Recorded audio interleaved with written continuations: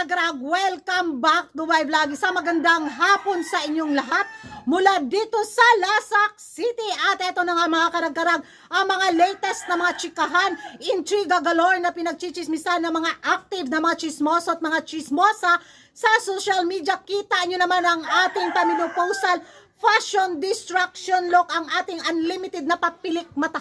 Di ba? Bigaon kaayo ko for today's vlog mga karag-karag. Nag-shimmering armor kaayo ang pa-outfit ni Kuragan. Gagilak-gilak oh.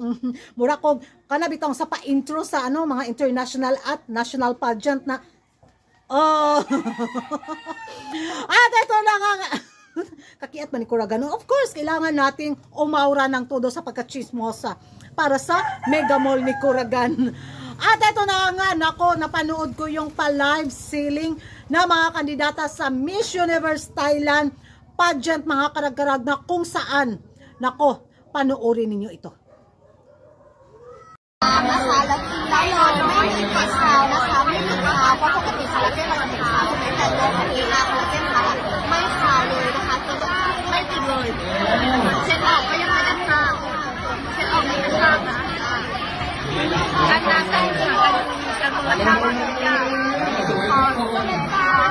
ตอนนี้ยอด 800,000 บาทแสดงว่ารวมทั้งหมดยอดครบแล้ว3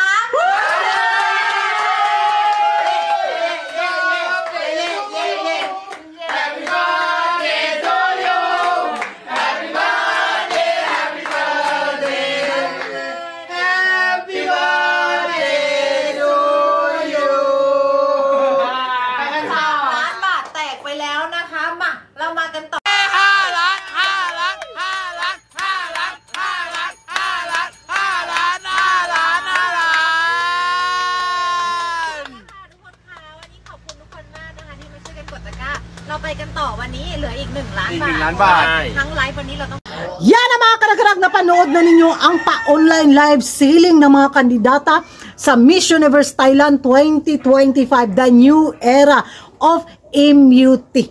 Wala na. Binaboy na talaga ni Angkol ang tuluyan ng immunity. Yung legacy na iniwan ni Maring Tomas sa immunity pageant, walay na. Say goodbye na talaga. Kailangan, ako yung naawa sa mga kandidata, mga karag-karag.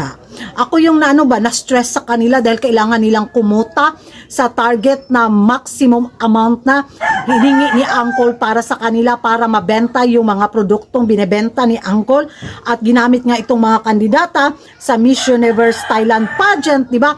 So alam naman natin business is business, di ba? So kailangan kumita ni Angkol na mga limpak-limpak na mga milyones, kailangan kumita ni Angkol para sa mga kanyang bonggang production, di ba? Pero over naman po kaayo ni oy, o di ba? Masasabi natin bang parang abuso na rin sa mga kandidata na gustong makasungkit sa corona o gustong makapasok sa highest placement, so kailangan talaga nilang i-push yung sarili nila sa negosyo na to. Parang nawala na talaga yung essence ng isang beauty pageant sa nangyari ngayon sa pageant sa Thailand, di ba? So habang napanood ko to talaga kanina mga karag-karag, napaisip ako, paano na lang pag ito yung nangyari sa Philippines pageantry, yung local pageant or national pageant ng Pilipinas, sa Miss Universe Philippines, sa Miss World Philippines, sa Miss Grand Philippines, sa Binibining Pilipinas, ano na lang kayang mangyayari kung ito yung i-apply ng mga national or local pageant sa Pilipinas. May ano pa kaya sa kandidatang sasali? Or mayroon pa kaya mga beauty pageant lovers na susuporta? Or mayroon pa kaya mga provincial, mga national director na ipupush nila ang pageant na to kung gagamitin yung mga karisma, yung beauty ng mga kandidata sa pag-online selling. Alam natin yan na kailangan nilang kumita, pero siguro naman kikita naman siguro yung organisasyon sa mga pa-sponsor, di ba? Pero nunid na nila gamitin yung yung kandidata sa ganitong sistema. Hindi ako pabor sa ginawa ni Angkol mga karag-karag sa mga kandidata. 'Di ba? Beauty pageant yung salihan ko. Bakit nag-apply ako bilang isang tindera sa isang pageant? Buti na lang sana dito sila nag-apply sa Mega Mall ni Kuragan. Tanggap na sila. Di na nila kailangan magla-live selling, 'di ba? Bahalag makabenta tayo ng 100 pesos per day. Okay na 'yon, basta relax, walang stress sa baga, 'di ba? So, 'yun yung ko kanina mga karag-karag, nung napanood ko talaga siya, parang sobra naman 'to. Alam natin na unsa imo hagarotay? Unsa man? Mag-live selling ka? Dili ka mag-live selling? Suka. Oh, kita nyo. Habang nagchichismis ka, may bumibili ng suka. Pilang mang Suka. wala na ko'y vinegar. Unsa pa? Luya. Luya, wala po ko'y luya na. Wala ko'y lamas, wala po ko'y bombay, ahustra. So, yan mga karag-karag. Parang abuso na yung ginawa bitaw ng Miss Universe New Era.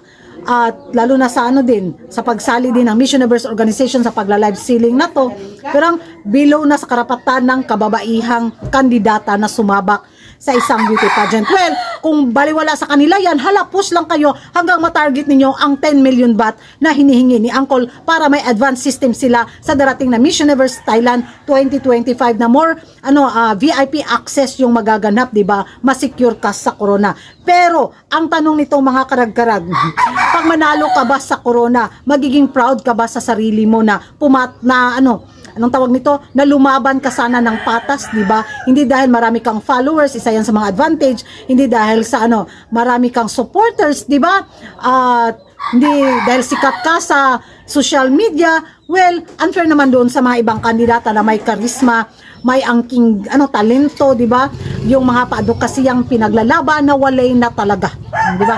Yung mga sinusulong na mga kandidata sa kanila bitang pagsali sa isang beauty pageant na marinig yung boses nila, yung susuportaran yung nasimulan nilang programa, di ba? Wala na talaga. So goodbye na talaga sa legacy na iniwan ni Maring TC Tomas sa Miss Universe Thailand pageant. Ewan ko sa inyo mga karag-karag kung ano yung magiging reaksyon nyo na after nyo mapanood itong pa-online selling na mga kandidata sa MUT 2025. Sa tingin nyo mga karag-karag, kung darating itong sistemang na to sa Philippines Pageantry, susuporta pa rin ba kayo?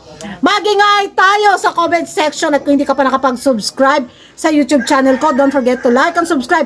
Hit the notification bell para updated kayo sa mga latest kaganapan, late na chismisan galore sa mundo ng beauty pageant. And thank you for watching.